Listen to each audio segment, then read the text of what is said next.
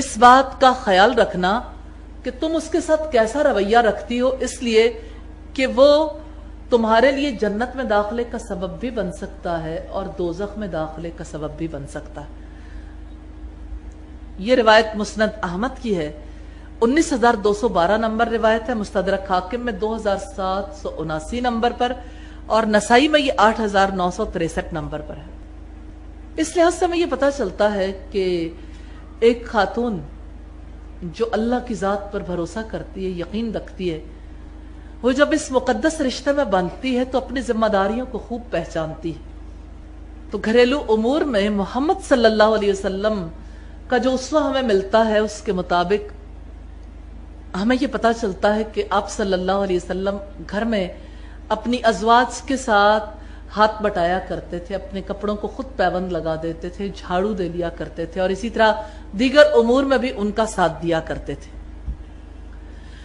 تو اسلام نے حقیقتاً گھریلو امور میں ذمہ دار عورت کو بنایا، لیکن باہمی محبت کی وجہ سے مرد اور عورت ایک دوسرے کا ساتھ دے سکتے ہیں۔ مرد اگر ان امور میں ساتھ دینا چاہے تو رسول اللہ صلی اللہ علیہ وسلم کی اتباع ہے۔ رسول اللہ صلی اللہ علیہ وسلم نے فرمایا، تم میں سے ہر ایک شخص حاکم ہے اور اپنی رعیت کے بارے میں جواب دہ ہے۔ امام بھی حاکم ہے اور مرد اپنے گھر والوں پر حاکم ہے اور اس سے سوال کیا جائے گا، اور عورت بھی اپنے شوہر کے گھر پر حاکم ہے اور اس سے سوال کیا جائے گا، اور غلام اپنے آقا کے مال پر نگران ہے، اس کے بارے میں جواب دہ ہے۔ تو آپ نے فرمایا کہ تم میں سے ہر شخص حاکم ہے اور اپنی اپنی رعیت کے بارے میں جواب دہ ہے۔ صحیح بخاری کی روایت ہے 5,188 نمبر پر۔ ایک مسلمان عورت ہمیشہ اپنے بچوں سے محبت کرنے والی اور اپنے شوہر کا خیال رکھنے والی ہوتی ہے۔ یہ دو خوبیاں ایسی ہیں جو ہر دور میں، ہر جگہ مسلمان خواتین کا امتیازی نشان رہی ہیں۔ اللہ تعالیٰ نے بھی ان دو خوبیوں پر تعریف کی ہے جو عرب عورتوں کی نمائندگی کرنے والی خواتین یعنی قریش خواتین کا طرہ امتیاز ہے۔ مسلم کی 6,456 نمبر روایت سے ہمیں پتہ چلتا ہے، آپ صلی اللہ علیہ وسلم نے فرمایا، ناقہ نشین خواتین یعنی اونٹوں پر بیٹھنے والی عورتوں میں سب سے بہتر قریش کی عورتیں ہیں۔ وہ اپنے بچوں پر جب وہ بہت چھوٹے ہوں بے حد مہربان ہو جاتی ہیں اور اپنے شوہر کے مال کی بہترین محافظ ہوتی ہیں۔ یہ ہے ایک بیوی کے بارے میں اسلام کا تصور، بچوں کے لیے بہت پیار کرنے والی اور شوہر کے مال کی نگہبان اور بہت محبت کرنے والی۔ اگر ہم مثالیں دیکھنا چاہیں، حضرت خدیجہ معزز خاتون تھی، مالدار خاتون تھی، اگرچہ نکاح سے قبل دو شوہروں کے ساتھ ان کا تعلق رہ چکا تھا، دونوں کی دولت انہوں نے پائی تھی، لیکن جب نبی صلی اللہ علیہ وسلم سے ان کا نکاح ہوا تو انہوں نے آپ صلی اللہ علیہ وسلم کے سارے کام اپنے ہاتھ سے انجام دینے شروع کی۔ صحیح بخاری میں حضرت ابو ہریرہ سے روایت ہے کہ حضرت جبریل ایک بار تشریف لائے اور کہا، خدیجہ برتن میں کچھ لا رہی ہیں، آپ ان کو اللہ تعالیٰ کی طرف سے سلام پہنچا دیجئے۔ آپ صلی اللہ علیہ وسلم نے فرمایا، اے خدیجہ، یہ جبرائیل علیہ السلام ہے، تمہیں تمہارے رب کی طرف سے سلام کہتے ہیں۔ تو حضرت خدیجہ نے جواب دیا، اللہ ہی کے لیے سلام ہے، وہ تو خود السلام ہے اور اسی کی طرف سے سلامتی ہے، اور جبرائیل علیہ السلام پر بھی سلامتی ہو۔ تو یہ کتنا بڑا اعزاز ہے، رسول اللہ کی کیئر کرنے کی وجہ سے حضرت خدیجہ کو رب تعالیٰ نے سلام بھیجوایا۔ اسی طرح ایک اور روایت میں ہمیں یہ الفاظ ملتے ہیں کہ ان کو جنت میں کیسے گھر کی بشارت سنا دیجئے جو موتی کا ہوگا، جس میں شور و غل اور محنت اور مشقت نہیں ہوگی۔ یعنی دنیا میں اگرچہ محنت و مشقت کرنی پڑ رہی ہے، لیکن موتی کا بنا ہوا گھر، خوبصورت ترین گھر ہوگا جس میں کسی قسم کی محنت نہیں ہوگی۔ اسی خدمت اور نصرت کا نبی صلی اللہ علیہ وسلم کی زبان سے یہ صلہ ملا۔ آپ نے فرمایا، مریم بنت عمران اپنی امت میں سب سے بہتر عورت تھیں اور خدیجہ بنت خویلد اپنی امت میں سب سے بہتر عورت ہے۔ یہ مشکات کی روایت ہے، والیوم 2 ہے، پیج 573۔ پھر اسی طرح سے ہم دیکھتے ہیں حضرت عائشہ کے حوالے سے سید سلمان ندوی اپنی کتاب سیرت عائشہ میں لکھتے ہیں کہ گھر میں اگرچہ خادمہ موجود تھی لیکن حضرت عائشہ رسول اللہ کے تمام کام اپنے ہاتھ سے انجام دیتی تھی.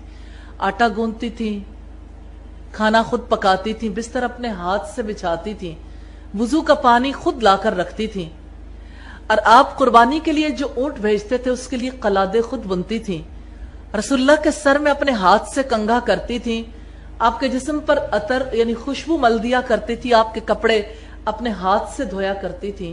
سوتے وقت مسواک آپ کے سر کی جانب رکھ دیتی تھی، مسواک کو صفائی کی غرض سے دھویا کرتی تھی. رسول اللہ صلی اللہ علیہ وسلم اعتکاف میں ہوتے تو اپنا سر حجرے کے اندر کر دیتے تھے، اور حضرت عائشہ صدیقہ آپ صلی اللہ علیہ وسلم کا سر دھو دیا کرتی تھی، اس میں کنگھی کر دیا کرتی تھی. بخاری کی روایت ہے 295 نمبر پر اور مسلم کی روایت 684 نمبر پر. حضرت عائشہ سے مروی ہے کہ رسول اللہ صلی اللہ علیہ وسلم حالت اعتکاف میں ہوتے تھے، اپنا سر حجرے کے اندر میری طرف کر دیا کرتے تھے اور میں اس میں کنگھا کر دیتی تھی. اور جب آپ حالت اعتکاف میں ہوتے تھے تو بغیر ضرورت کے گھر تشریف نہیں لاتے تھے. یہ مسلم کی 684 نمبر روایت. گھر میں کوئی مہمان آتا تھا، حضرت عائشہ مہمان نوازی کے لیے خود خدمات انجام دیتی تھی. حضرت قیس غفاری جو صفہ والوں میں سے تھے وہ بیان کرتے ہیں ایک دن آپ نے ہم لوگوں سے فرمایا، یعنی نبی صلی اللہ علیہ وسلم نے، چلو عائشہ کے گھر چلو. جب حجرے میں پہنچے تو آپ صلی اللہ علیہ وسلم نے فرمایا، عائشہ ہم لوگوں کو کھانا کھلاؤ. وہ پکا ہوا کھانا لائیں. آپ نے کھانے کی کوئی اور چیز مانگی تو چھوارے کا حریرہ پیش کیا یعنی سویٹ ڈش. پھر پینے کی چیز مانگی تو ایک بڑے پیالے میں دودھ حاضر کیا. اس کے بعد ایک چھوٹے پیالے میں پانی لائیں. یہ پردے کا حکم آنے سے پہلے کا واقعہ ہے. سیرت عائشہ میں آپ پڑھنا چاہیں تو پیج نمبر 60 پر یہ واقعہ موجود ہے. اسی طرح آپ صلی اللہ علیہ وسلم کے جسد مبارک پر اپنے ہاتھوں سے عطر لگایا کرتی تھی، اور طواف افادہ سے فارغ ہونے سے پہلے حضرت عائشہ کہتی ہیں کہ جب آپ صلی اللہ علیہ وسلم احرام کھولتے تھے اس وقت بھی میں آپ کو عطر لگاتی تھی. مسلم کی 2824 نمبر روایت. عروہ کہتے ہیں میں نے حضرت عائشہ سے سوال کیا، آپ اس وقت رسول اللہ کے لیے کس قسم کا عطر استعمال کرتی تھی؟ تو حضرت عائشہ کہنے لگی سب سے عمدہ قسم کا عطر، یعنی جو سب سے اچھی خوشبو تھی وہ میں اللہ کے رسول کے لیے استعمال کرتی تھی. بخاری کی 1754 نمبر روایت. ایک دوسری روایت کے مطابق حضرت عائشہ بیان کرتی ہیں، میں سب سے عمدہ قسم کا عطر جو دستیاب ہوتا تھا محمد صلی اللہ علیہ وسلم کو لگانے کے لیے استعمال کرتی تھی جب آپ احرام باندھنا چاہتے، جب طواف افادہ سے قبل احرام سے باہر آتے.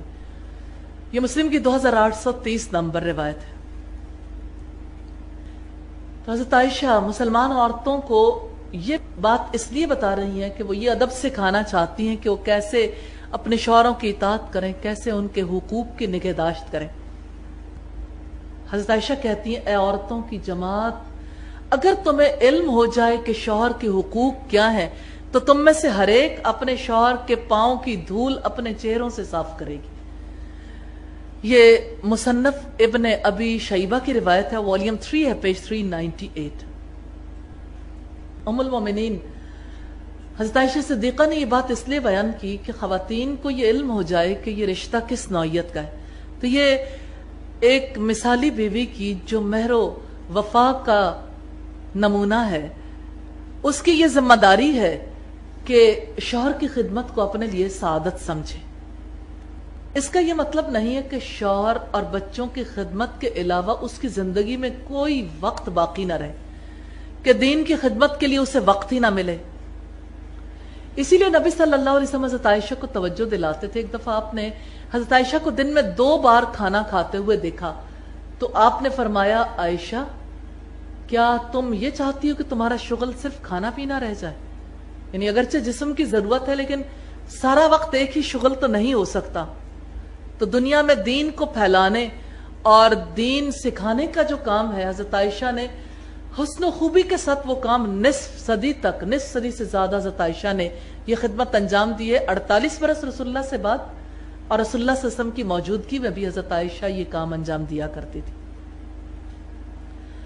پھر چوتھی صفت ہم دیکھتے ہیں کہ ایک مثالی خاتون اپنے شوہر کی عزت کرتی ہے، اس کا احترام کرتی ہے. یہ ان مکارم اخلاق میں سے ہے جو جاہلی دور سے بہت معروف ہیں، جن کو اسلام نے باقی رکھا ہے، شوہر کا ادب و احترام۔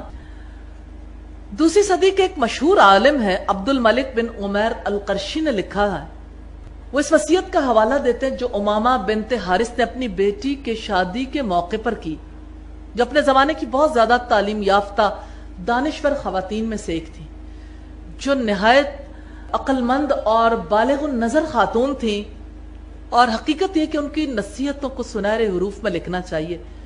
عبد الملک فرماتے ہیں عوف بن محلم الشیبانی جو ایام جاہلیت میں عربوں کے سردار اور اشراف میں نہایت معزز سردار تھا، جب اس نے اپنی بیٹی کی شادی الحارث بن عمر الکندی سے کی، اس کی رخصتی کا وقت آیا تو اس کی ماں امامہ اس کے پاس نصیحت کرنے کے لیے آئیں۔ اس نے کہا پیاری بیٹی، مجھے ضروری محسوس ہو رہا تھا کہ میں تمہیں کچھ نصیحت کروں۔ تم پہلے سے ہی اچھے اخلاق رکھتی اور آداب زندگی سے واقف ہو، ممکن ہے تمہیں یہ باتیں غیر ضروری محسوس ہوں، لیکن ماشاءاللہ میں اس بات کا ادراک رکھتی ہوں کہ تم پہلے سے بہت اچھے اوصاف کی مالک ہو۔ میں تمہیں اس لیے وصیت کر رہی ہوں کہ وصیت غافلوں کے لیے یاد دہانی کا کام دیتی ہے، لیکن عقل مندوں کے لیے بہت مفید ہوتی ہے۔ میری لخت جگر، اب تم اس گھر سے رخصت ہو رہی ہو جس میں تم نے پرورش پائی، جہاں تم نے پہلی بار پاؤں پاؤں چلنا سیکھا تھا۔ اب ایک ایسی جگہ جا رہی ہو جو تمہارے لیے اجنبی ہے، ایک ایسے آدمی کی رفاقت میں جو اب تک تمہارے لیے نامانوس ہے۔ نکاح کر کے گویا وہ تمہارا مالک ہی بن گیا، اس لیے اب تم اس کے لیے خدمت گزار بن کے رہنا۔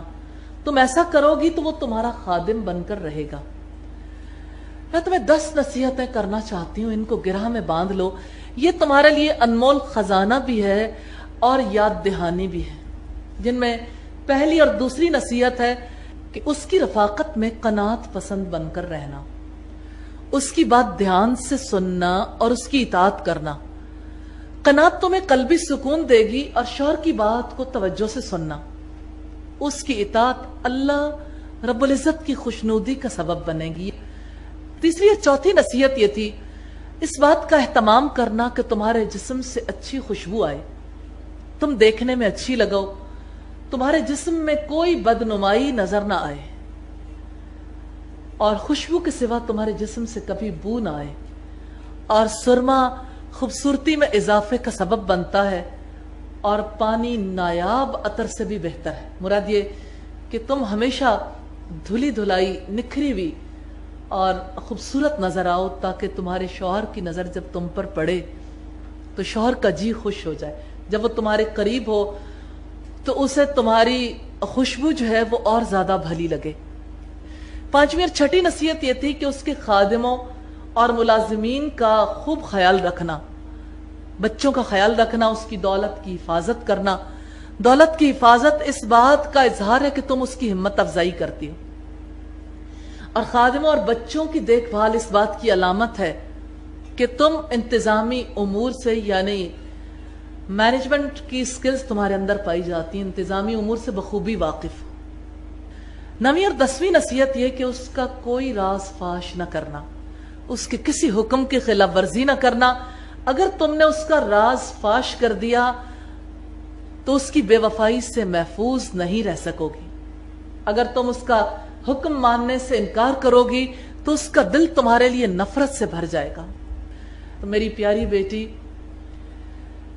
سنو، جب وہ پریشان ہو تو اس کے سامنے اپنی خوشی کا اظہار نہ کرنا، جب وہ خوش ہو تو اس کے سامنے رونی صورت بنا کر نہ رکھنا، کیونکہ اگر تم اس کی پریشانی میں اپنی خوشی کا اظہار کرو گی تو تم موقع محل دیکھنے کی صلاحیت نہیں رکھو گی، اور اگر تم اس کی خوشی کے موقع پر رونی صورت بناؤ گی تو یہ بات اس کو مغموم کر دے گی۔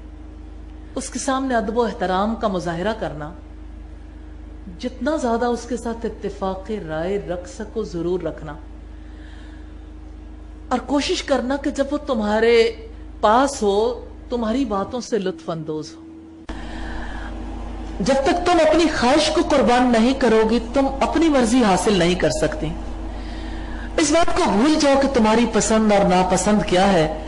اللہ تبارک و تعالی تمہاری حفاظت فرمائے اور تمہارے لیے خیر کو مقدر کر دے. پھر وہ رخصت ہو کر اپنے سسرال آ گئی اور اہل و اوصاف کی وجہ سے ان کی ازدواجی زندگی بے حد کامیاب رہی اور اس کی اولاد نے بادشاہت کی.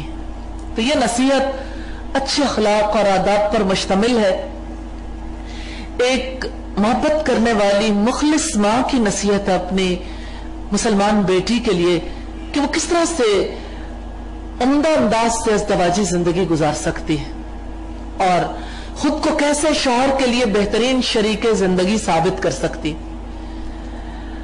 ہر عقل مند ماں کو چاہیے کہ اپنی بیٹی کے گھر بسانے کے لیے اسی طرح سے اس کو عمدہ نصیحتیں کریں.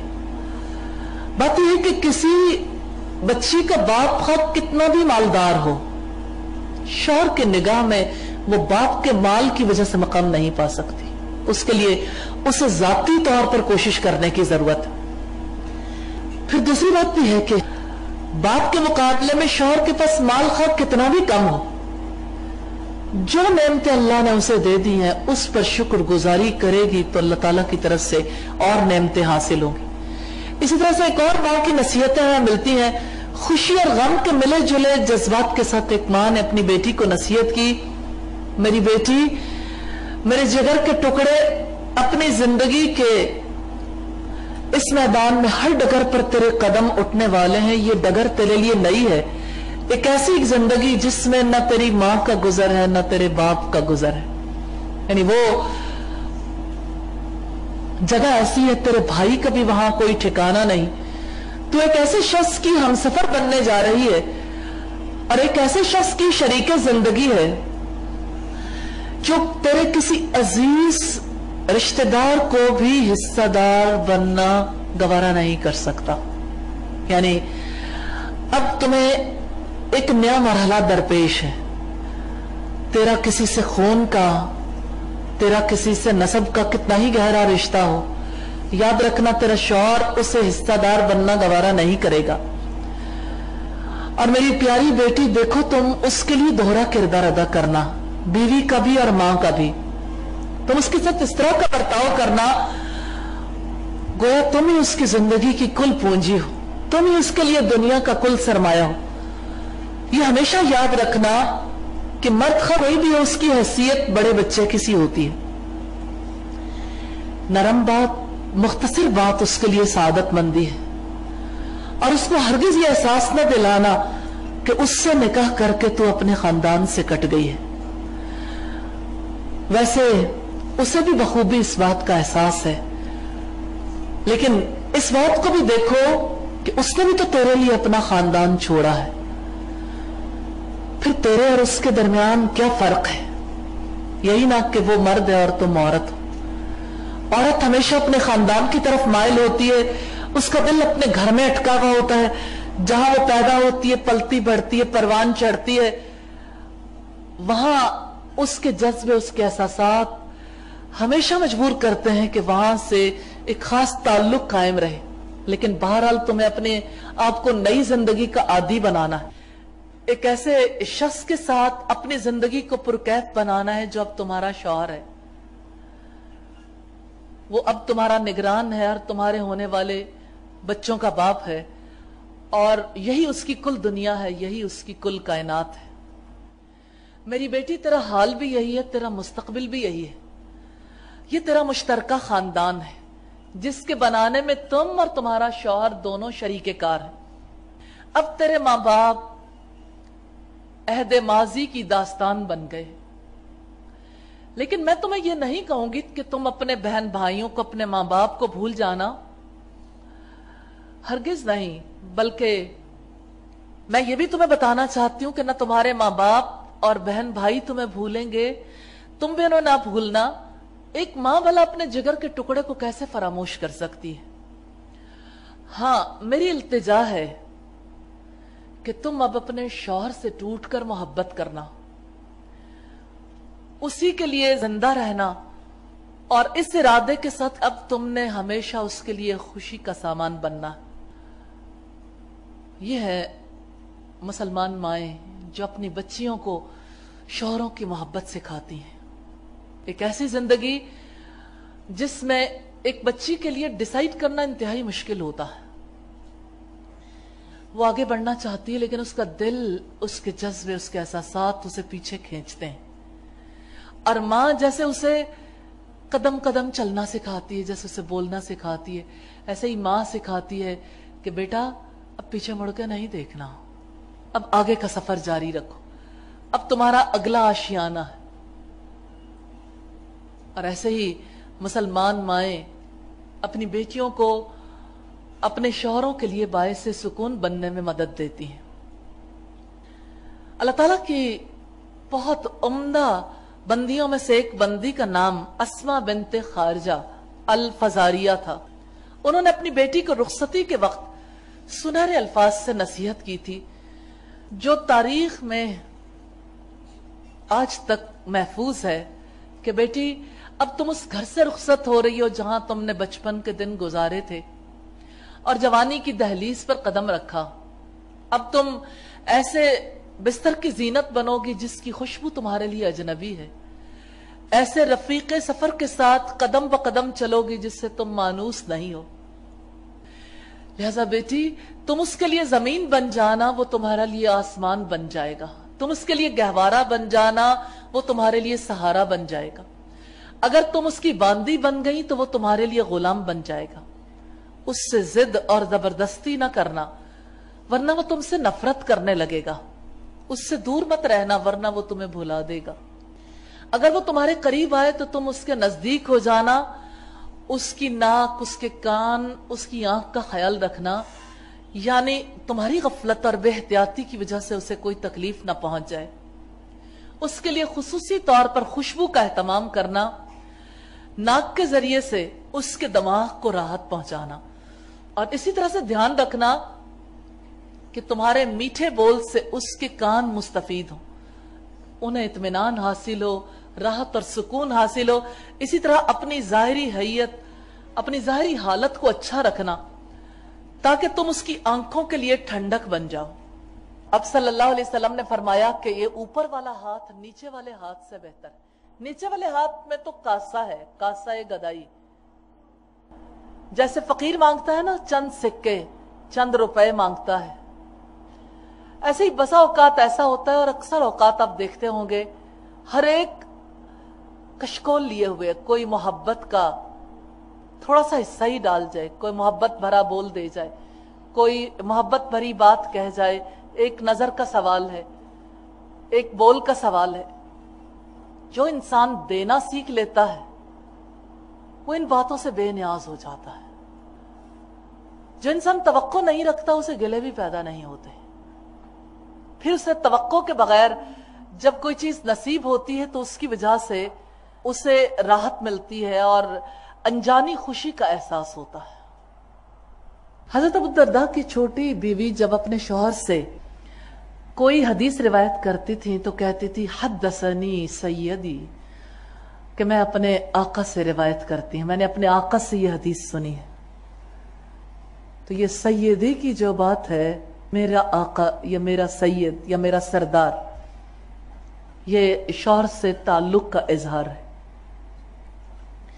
پانچویں بات یہ کہ ایک مسلمان عورت اپنے شوہر کی اطاعت شعار ہوتی ہے. نبی صلی اللہ علیہ وسلم نے فرمایا اگر کوئی عورت 5 وقت کی نماز ادا کرتی ہے، رمضان کے روزے رکھتی ہے، اپنے شوہر کی اطاعت کرتی ہے، اپنے عزت کی حفاظت کرتی ہے، تو اس سے کہا جائے گا کہ جنت کے جس دروازے سے داخل ہونا چاہو داخل ہو جاؤ. یہ طبرانی کبیر کی روایت ہے 4871 نمبر پر.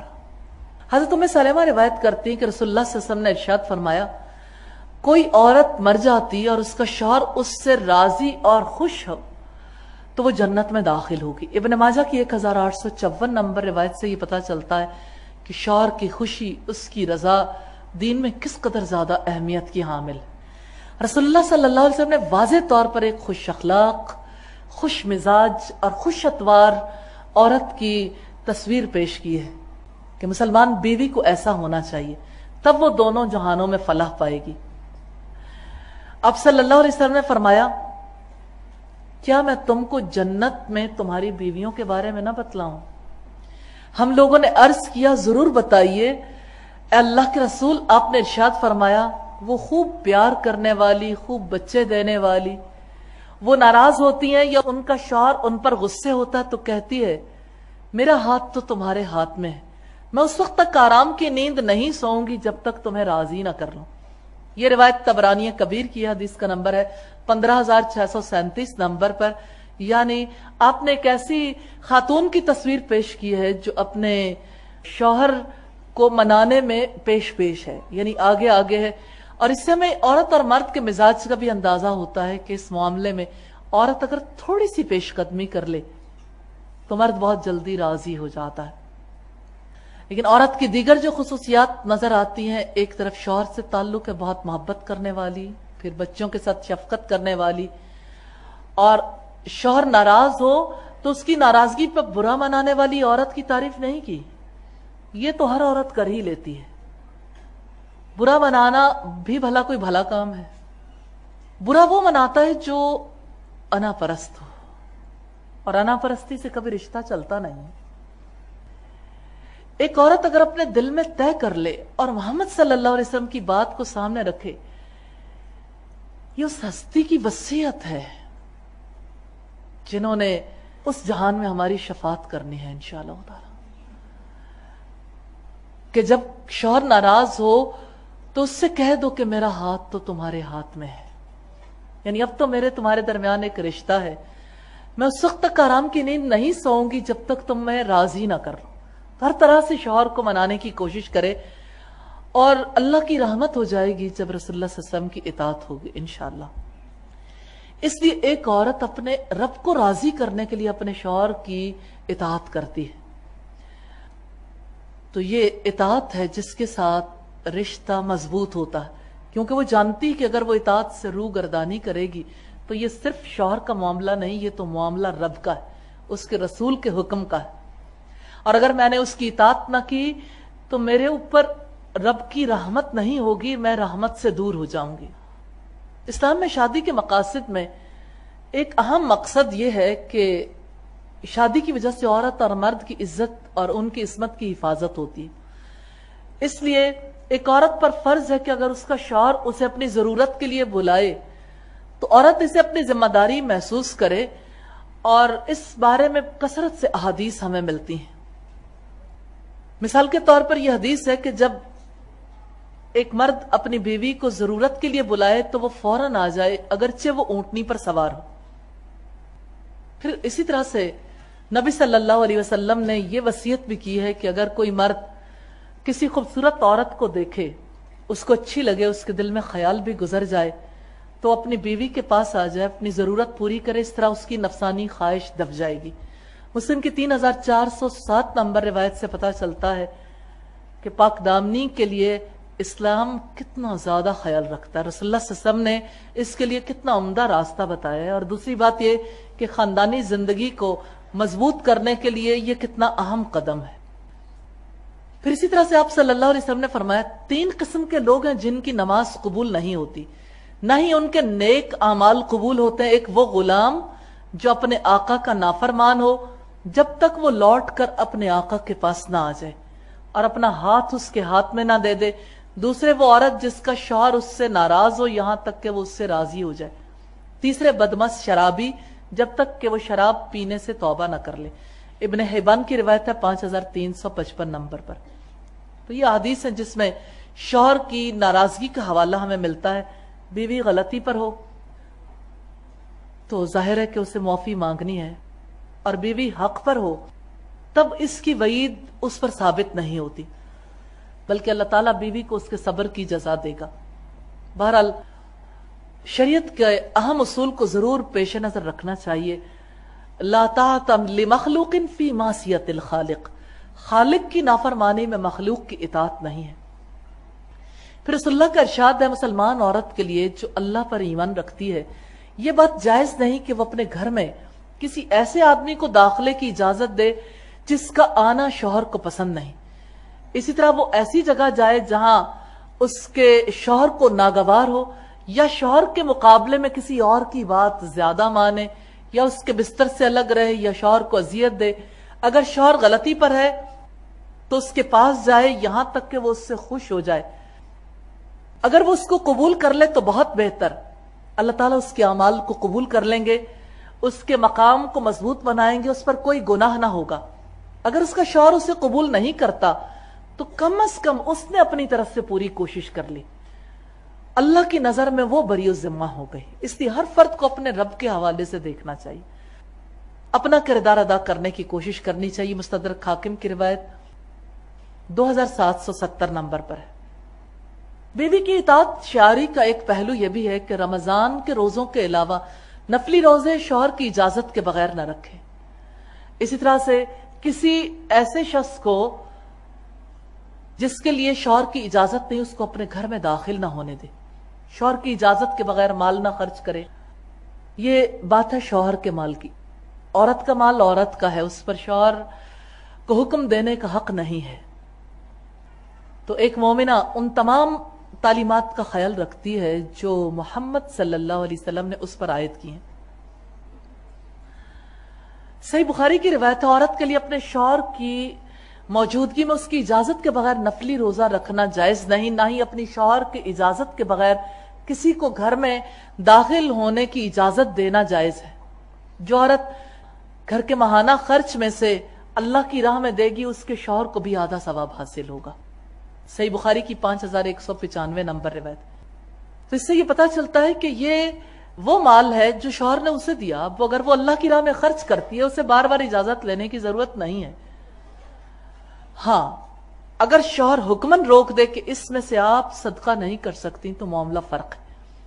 لیکن اگر عورت اپنے مال میں سے اپنی جیولری میں سے خرچ کرنا چاہے یا اپنے مال میں سے، یا اس کو اللہ تعالیٰ نے مالی وسعت دی ہے وہ بزنس کرتی ہے، یا اسی طرح سے اس کے پاس اپنی جائیداد ہے اس میں سے کچھ بھی دینا چاہے اللہ کے راستے میں، تو شوہر اسے روک نہیں سکتا، اس کے پاس یہ حق موجود نہیں ہے. اسی طرح سے اگر شوہر بخیل ہے اور اپنے اہل و عیال پر بہت کم خرچ کرتا تب بیوی کو اجازت ہے کہ حسب ضرورت اپنے اوپر اپنے بچوں پر شوہر کے مال میں سے اس کے علم میں لائے بغیر بھی خرچ کر لے. ابو سفیان کی بیوی ہند بنت عتبہ سے رسول اللہ صلی اللہ علیہ وسلم نے فرمایا تھا، جب اس نے رسول اللہ کی خدمت میں حاضر ہو کر عرض کیا تھا، اللہ کے رسول ابو سفیان کنجوس آدمی ہے، مجھے اور میرے بچوں کی ضروریات کے لیے مال نہیں دیتے، یعنی اتنا مال نہیں دیتے کہ ہمیں کافی ہو، سوائے اس کے کہ میں اس کے علم میں لائے بغیر کچھ لے لوں. رسول اللہ نے فرمایا معروف طریقے سے تم اتنا لے لینا جو تمہارے اور تمہارے بچوں کے لیے کافی ہو. بخاری کی روایت ہے 5364 نمبر پر.